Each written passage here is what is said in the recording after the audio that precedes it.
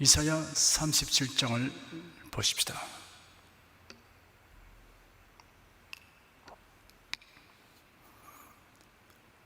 (37장) 1절부터 4절까지 다 같이 읽겠습니다. 히스기야 왕이 듣고 그 옷을 찢고 굵은 배를 입고 여호와의 전으로 갔고 국내 대신 엘리야김과 서기관 셀라와 셈나와 제사장 중 어른들도 굵은 배를 입으니라. 왕이 그들을 아모스의 아들 선지자 이사야에게로 보내며 그들이 이사야에게 이르되 히스기야의 말씀에 오늘은 환난과 척벌과 능력의 날이라. 아이를 낳으리 하나 해산할 힘이 없음 같도다. 당신의 하나님 여호와께서 랍사게의 말을 들었을 것이라. 그가 그 주 아수르 왕의 번호를 받고 사시는 하나님을 회방하였은즉 당신의 하나님 여호와께서 혹시 그 말에 견책하실까 하노라. 그런즉 바라건대 당신은 이 남아있는 자를 위하여 기도하라 하시더이다. 강대한 나라 아수르의 산헤립 왕이 유다 나라를 2차로 침공하였습니다.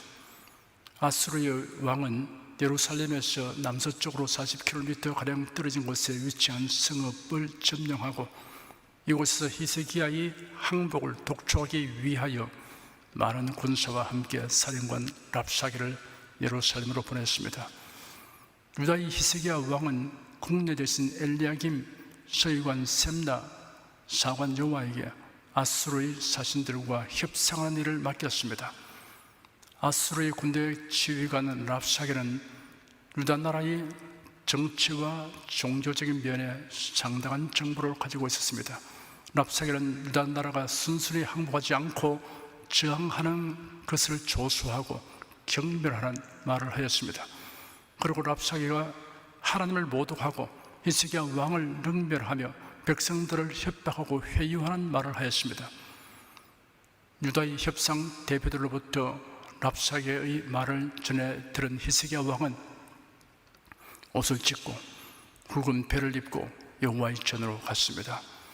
왕의 이러한 태도는 극도의 분노와 슬픔을 표시하는 동시에 지은 죄에 대한 회개를 나타내는 것입니다.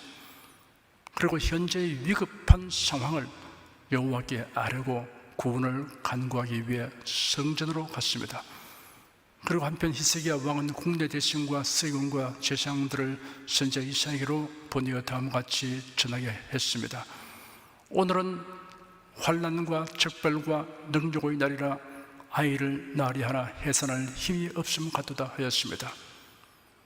환난, 책벌, 능력, 해산할 힘이 없음이라는 절제하고 요약된 표현으로 당면한 상황에 대한 왕의 인식을 표명하였습니다. 환난의 날이라고 하였습니다. 아수르 군대의 침략과 포위로 이런 위기를 가리키는 말입니다. 책벌의 날이라고 하였습니다. 히스기야 왕 자신이 애굽을 의지한 잘못된 처신에 대한 하나님의 책벌로 이해하였습니다. 능력의 날이라고 하였습니다. 랍사게의 멸시와 조롱과 협박을 당한 것에 대한 치욕감을 나타내는 것입니다. 해산할 힘이 없도다 하였습니다. 아수르의 위협과 공격을 감당할 수 없는 무력함을 형용하는 것입니다. 히스기야 왕은 아수르 왕이 보낸 랍사게가 사실은 하나님을 회방하였다는 사실을 강조하여 지적하면서 하나님께서 견책하여 주시기를 바랐습니다. 히스기야 왕은 하나님의 영광과 명예를 먼저 생각하였습니다. 하나님의 징벌보다 더 강한 것이 없음을 알았습니다. 남아있는 자를 위하여 선지자 이사야가 기도하여 주기를 요청했습니다. 남아있는 자란 이스라엘 12지파 가운데 북쪽의 이스라엘 국가는 이미 멸망했고 나머지 지파인 유다 국가 백성을 가리키는 것입니다. 히스기야 왕이 선지자 이사야에게 기도를 요청한 것처럼 우리도 다른 이에게 기도하여 달라고 요청하고 또한 다른 사람을 위하여 기도해야 합니다.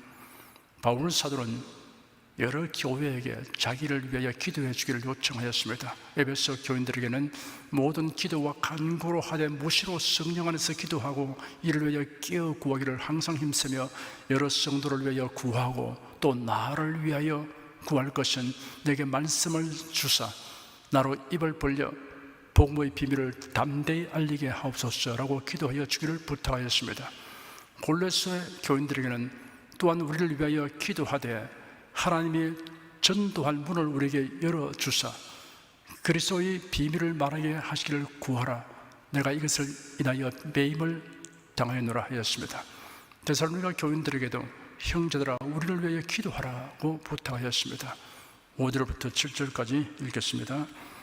이와 같이 히스기야 왕의 신하들이 이사야에게 나아가매 이사야가 그들에게 이르되 너희는 너희 주에게 이렇게 구하라.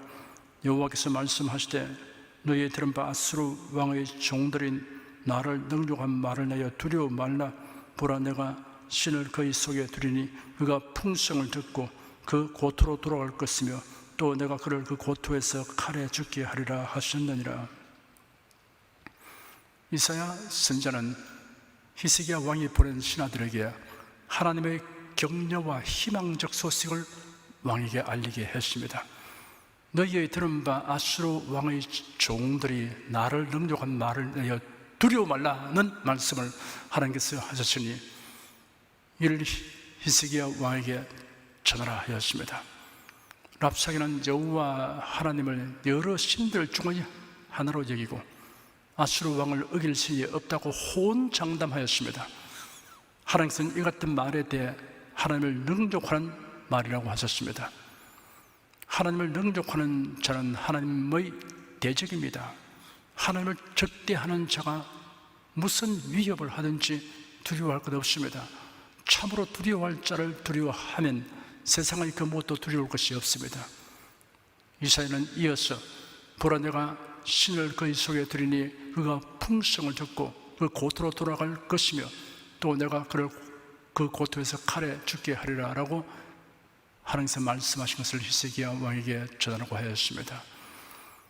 내가 신을 그의 속에 두리니 하는데 신에 해당하는 성경 원어 루아흐는 본래 바람, 사람의 영혼, 하나님의 신을 의미합니다. 그러나 여기서는 앞뒤를 가리지 않고 명목적으로 어떤 일을 하게 만드는 충동이나 두려움을 갖게 하는 중압감을 의미합니다.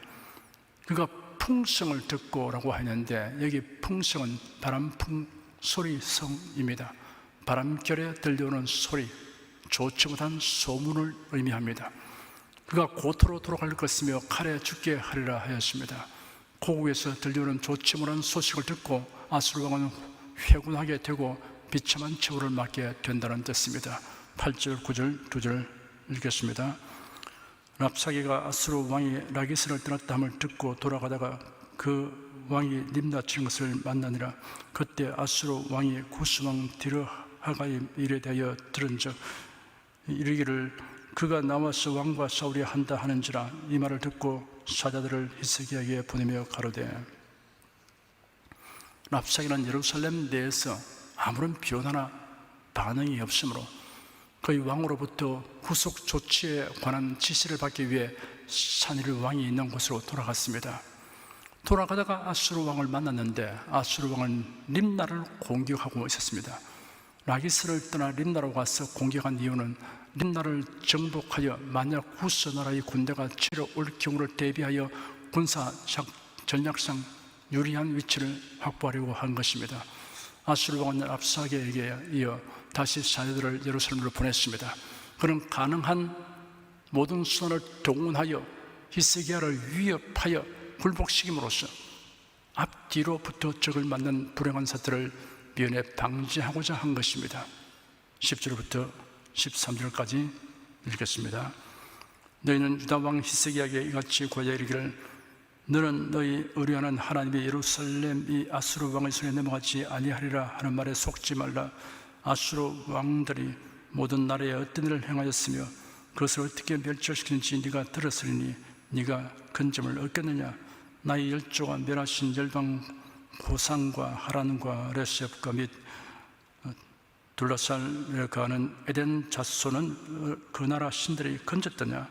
하맛 왕과 아르밧 왕과 스발와임 성의 왕과 헤나 왕과 이어 왕이 어디 있느냐 하라 하였더라.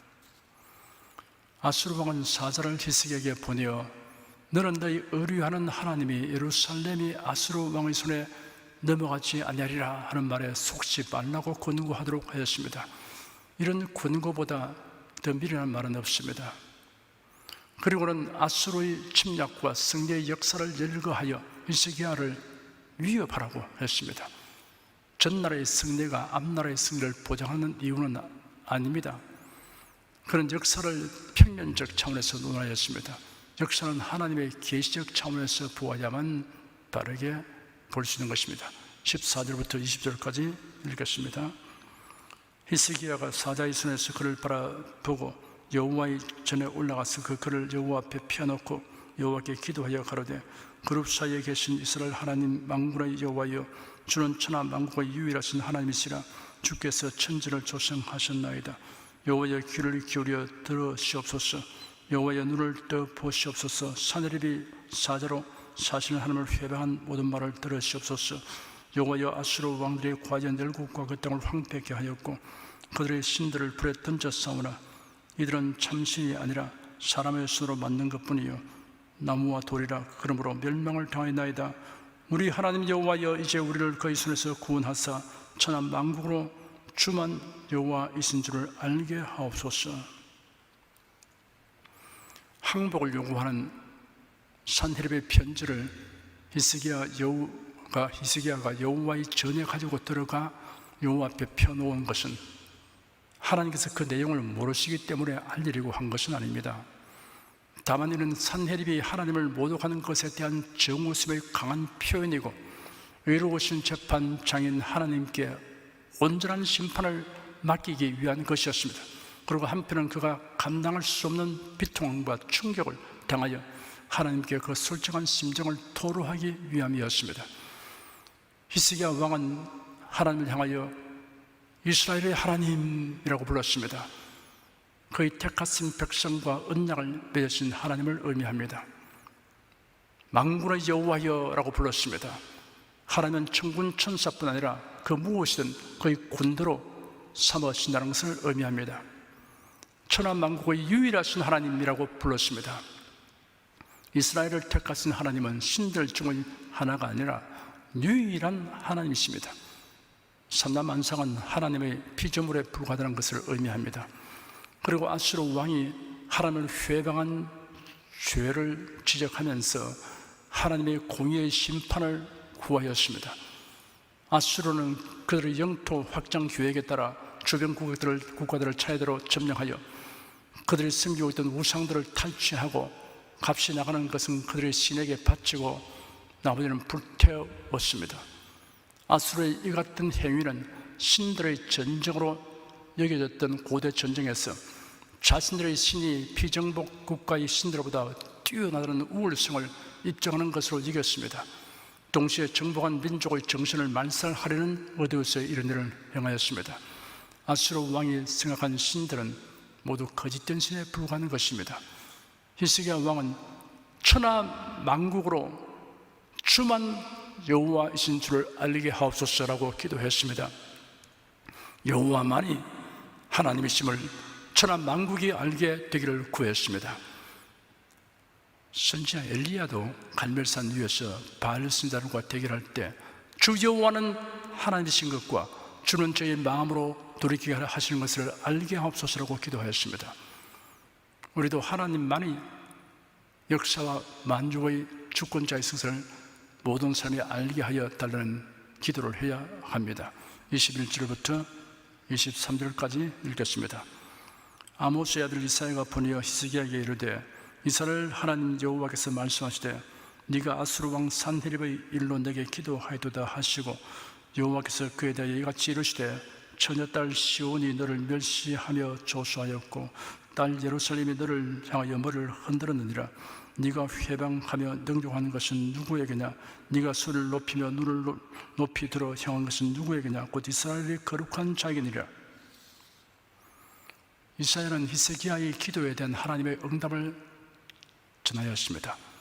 하나님은 주의 종들의 입을 통해 하나님의 생각을 알려주시기도 합니다. 우리는 강단에서 전해지는 말씀 혹은 구역장이나 교구장의 신방을 통해서 얻게 되는 말씀을 소홀히 여기지 말아야 합니다.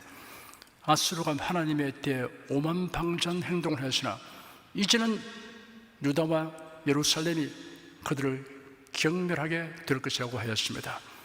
24절부터 28절까지 읽겠습니다. 네가 네 정으로 주를 회방하여 이르기를 내가 나의 허다한 병거를 거닐고 산들의 꼭대기에 올라가며 레바논의 깊은 곳에 이르렀으니 높은 배양목과 아름다운 향나무를 베고 또 그 한계되는 높은 곳에 들어가며 살찐 땅의 수풀에 이를 것이며 내가 우물을 파서 물을 마셨으니 나의 발바닥으로 애굽의 모든 하수를 밟아 말리리라 하였도다. 네가 어찌 듣지 못하였겠느냐? 이 일들은 내가 태초부터 행한 바요 상고부터 정한 바로서 이제 내가 이루어 너로 경관성을 헐어 돌무더기가 되게 하였노라. 그러므로 그 거민들이 힘이 약하여 놀라며 수치를 당하여 들의 풀같이 푸른 나물같이 지붕의 풀같이 자라지 못한 곡조 같았으니라.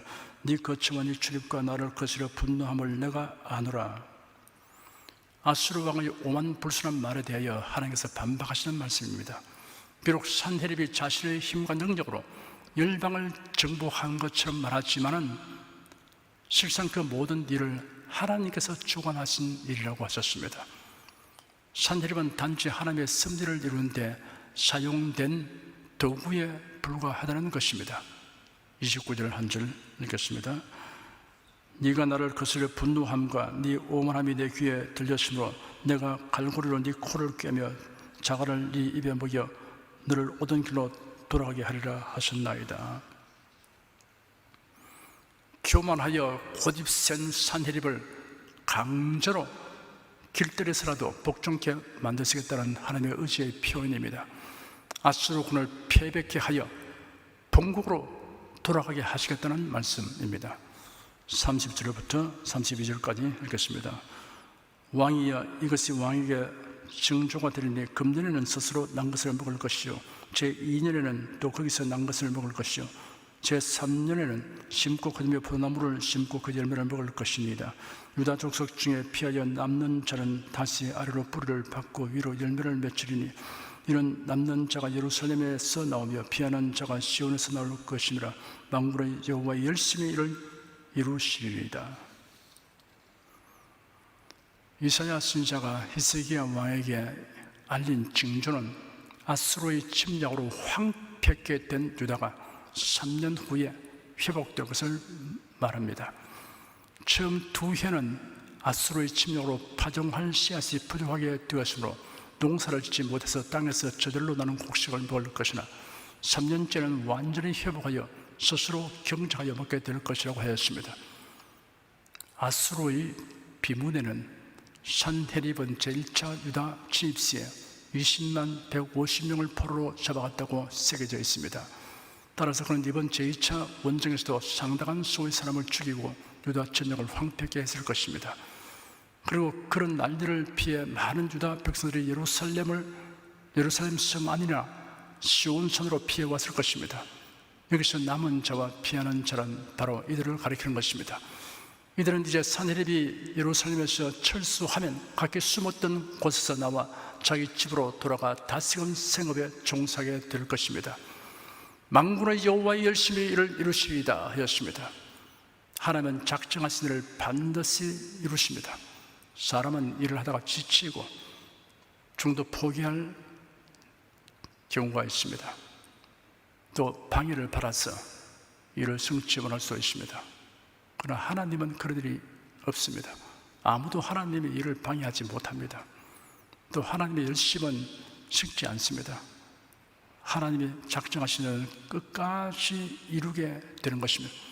그럼 우리는 성경의 예언의 말씀을 읽을 때마다 우리를 위한 하나님의 그 은총을 발견하고 그리고서 큰 기대를 가지고 우리 앞에 다가오는 어떤 어려움을 능히 이기고 나갈 수 있는 것은 하나님의 중도 포기하는 일이 없다는 사실 때문입니다.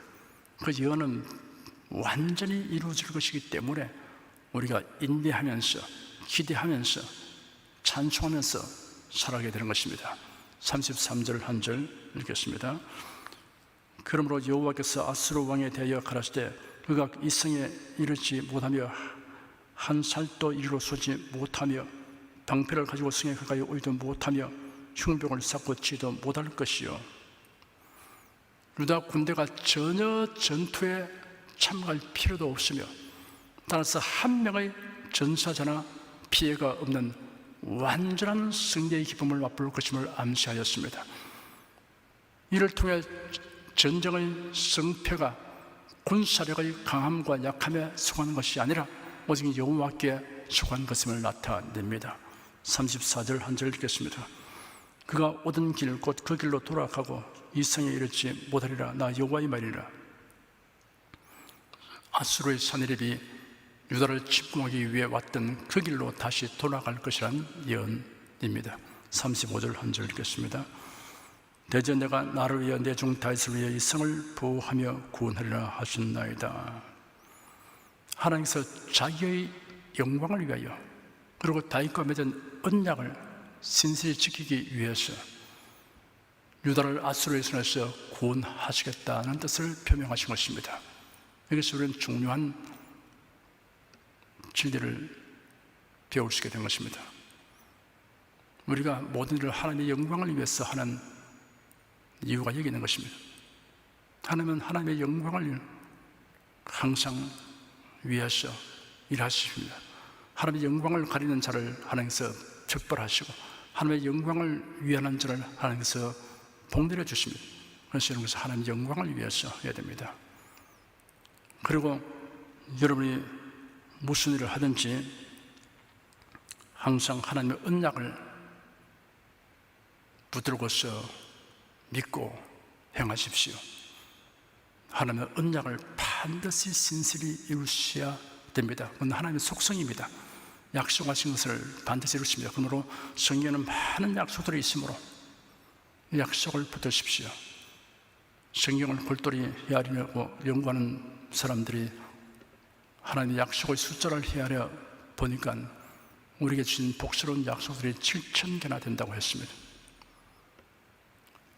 이렇게 많은 약속들이 있는데 그냥 이 약속을 읽고 넘어가면 안 됩니다. 약속을 여러분 삶에 그대로 적용해서 이루어진 것을 체험하며 사는 것이 하나님이 원하시는 바인 것입니다.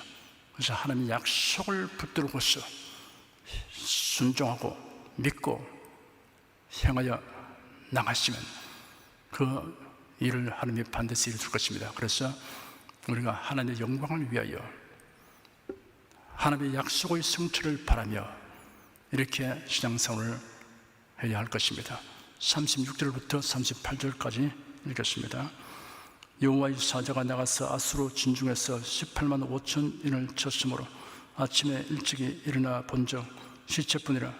이에 아수르 왕 사내립이 떠나 돌아가서 니느웨에 거하더니 자기 신 니스로고의 묘에서 경배할 때 그 아들 아드람멜렉과 사라셀이 그를 칼로 죽이고 아라랏 땅으로 도망한 고로 그 아들 에살하돈이 이어 왕이 되니라.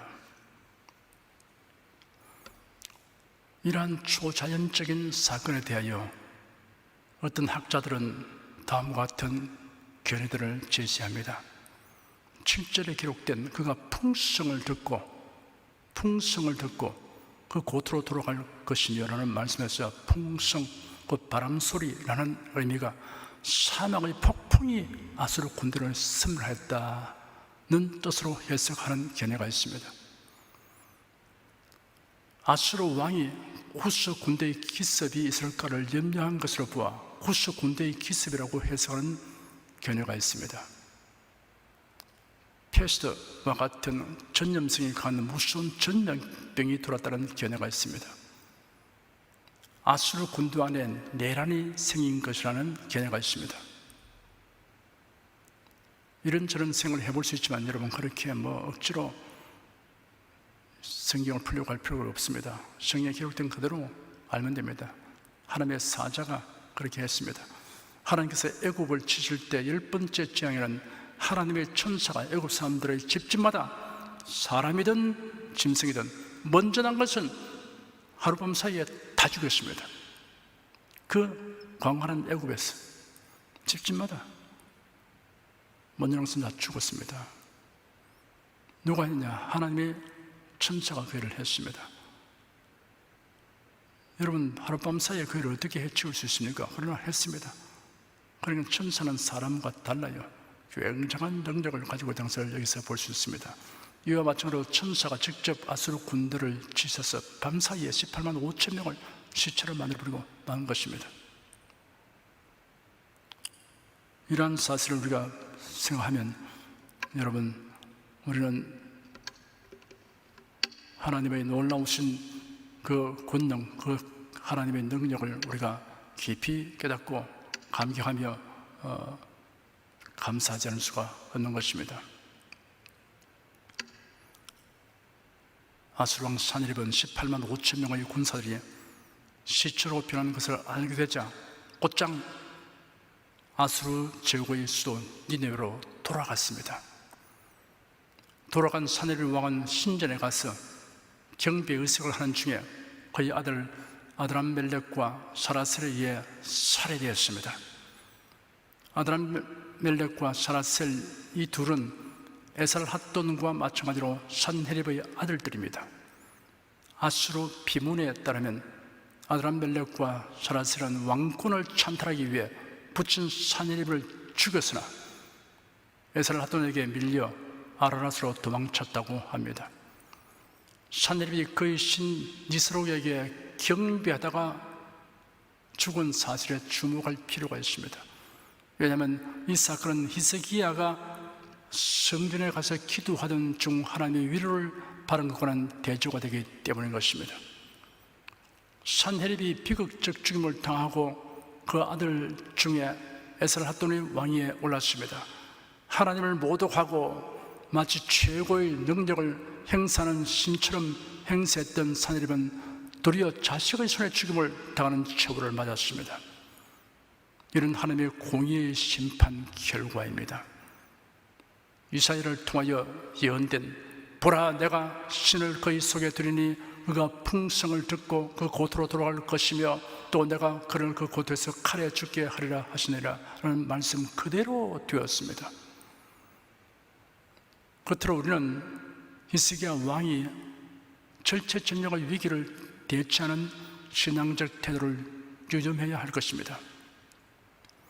히스기야는 아수르 왕과 신하들의 하나님을 모독하는 언행에 대해 통분하게 여겼습니다. 하나님을 모독하는 말을 듣고 끓어오르는 분노를 감추지 못했던 것입니다. 만약 다른 사람이 여러분의 아버지를 무고하게 모욕하는 행위를 할 때 아무렇지도 않게 가만히 앉아있을 사람이 없을 것입니다. 맞서서 일어나 자신의 아버지를 모욕한 상대방을 대처할 것입니다. 하나님을 모독하는 자에 대해서 우리가 그냥 구경거리로 삼아서는 될 수 없습니다. 그를 또 참된 그리스도인은 없습니다. 그에 대해서 굉장히 분개할 것이며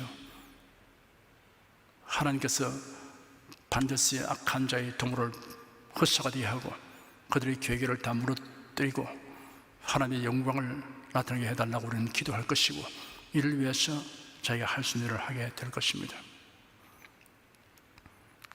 제가 언젠가지로 그렇게 말을 했습니다.